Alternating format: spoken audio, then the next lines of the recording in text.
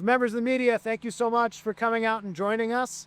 As you all know, this Friday is the deadline for the State Department of Environment, Great Lakes, and Energy to accept final public comments on whether or not Enbridge, the company responsible for the two largest inland oil spills in U.S. history, should be allowed to build an oil tunnel underneath 20% of the world's fresh water.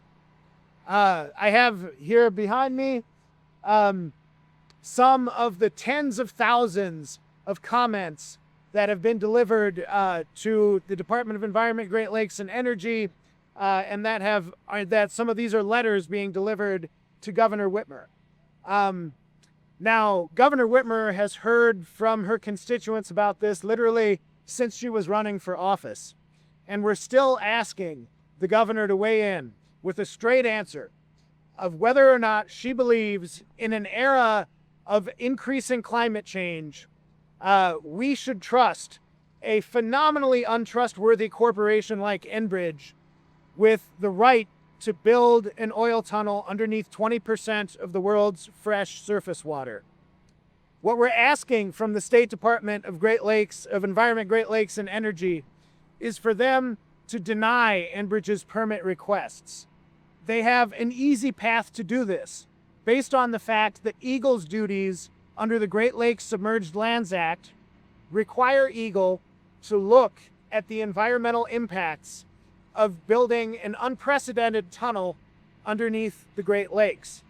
What Enbridge doesn't say in the fancy PR that they put out all across our state is that if built, this would be the most highly pressurized tunnel in the history of the world. At 17 bar pressure, so we have the pressure of 17 atmospheres crushing down on people working in the tunnel. The pressure of 5 atmospheres is enough to kill you. Workers building this would have to be in bariatric suits. The technology that they're using here is untested.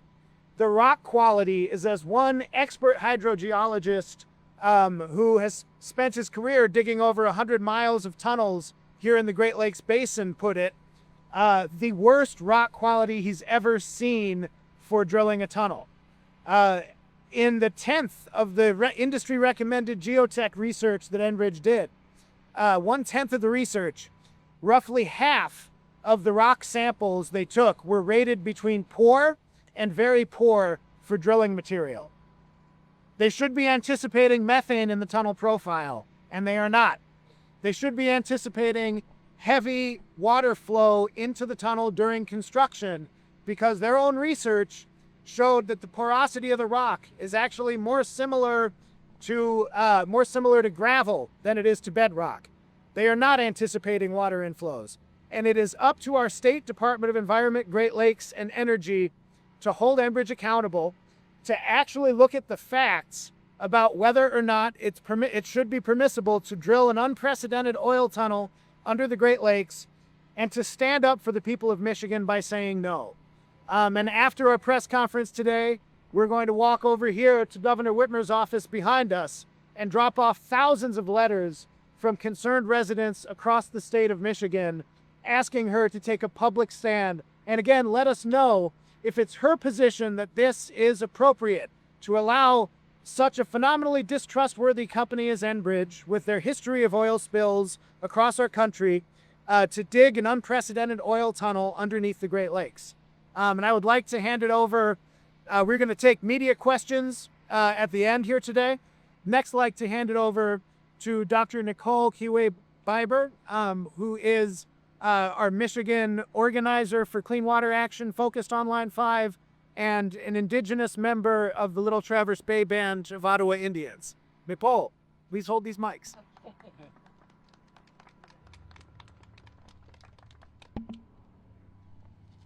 Ani bonjour, m'appelle Kiwe-Biber Indigenous, Nepojong and Dojaba, Waganakasino, Dawa, Nishnabekwe, Mishike Dodem, Wabadanang the Dago.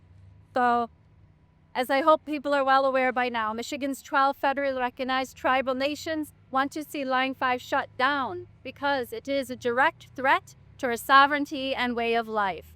When the 645-mile-long pipeline was built in the early 1950s, there was certainly no consultation or information provided to the indigenous Anishinaabe peoples of Michigan, despite clear constitutional language that treaties are to be considered the supreme law of the land.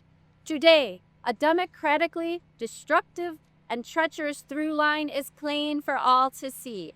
The willingness of elected governments to enshrine the interests of profiteering corporations above the voices and sustained well-being of the people and the waters upon which all living beings depend for baseline survival.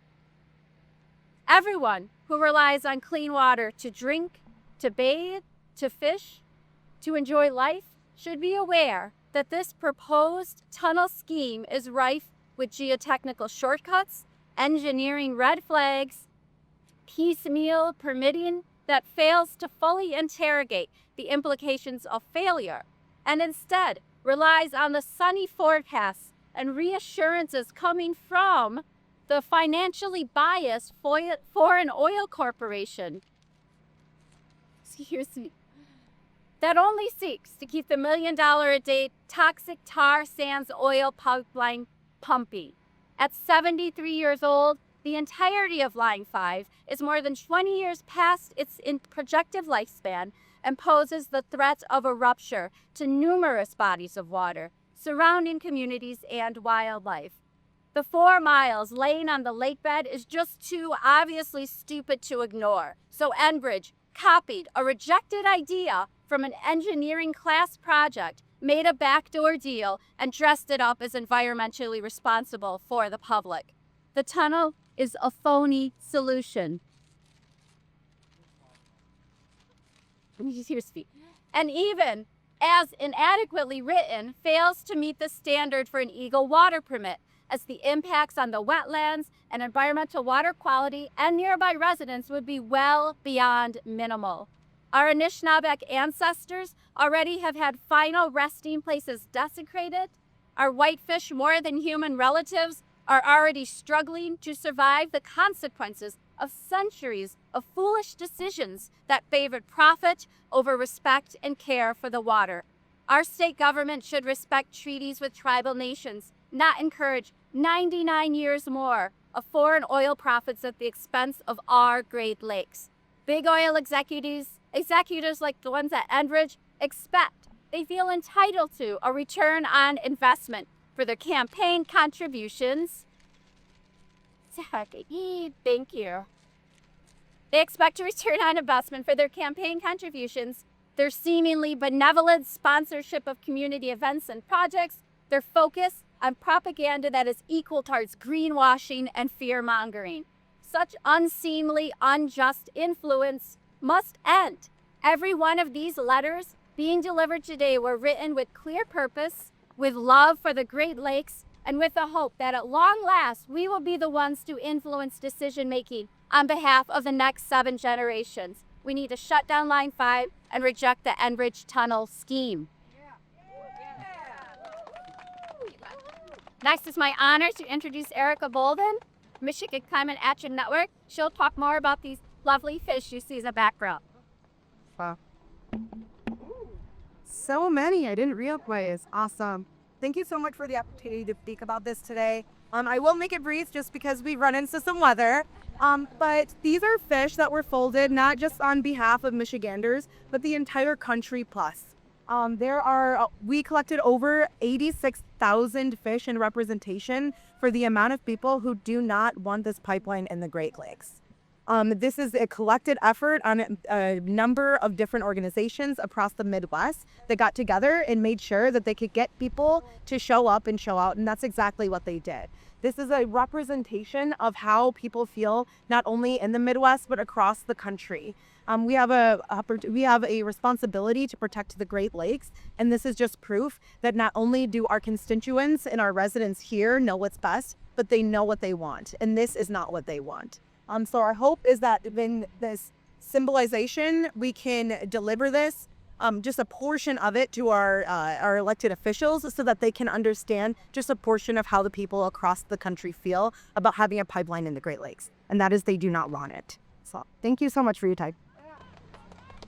Thank you very much, everybody. We are going to head across the street to the governor's office to drop off the letters to the governor in just a moment. But before then, want to open it up to questions from the press. And I also did want to point out, for years, I know you in the media and those of us watching at home have heard from Enbridge about how without Line 5, they'd have over 200 trucks crossing the Mackinac Bridge every day to deliver oil.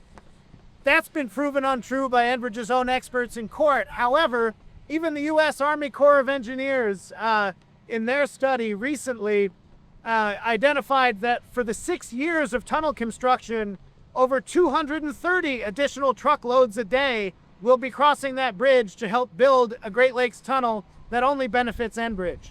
Now I'd love to open it up to any questions before we head across the street. I'm wondering your thoughts on impacts to the surrounding environment, some of these visual or sound, kind of side effects of construction that would be going on for up to 6 years, according to the Army Corps report. Yeah, absolutely. Great question. So the question was about the environmental impacts and the local impacts of tunnel construction. One thing we know for certain, the dark sky park right there would no longer be a dark sky park for 6 years. They'd have over 400 foot high cranes with lighting 24 hours a day. That would destroy the the dark sky park right there.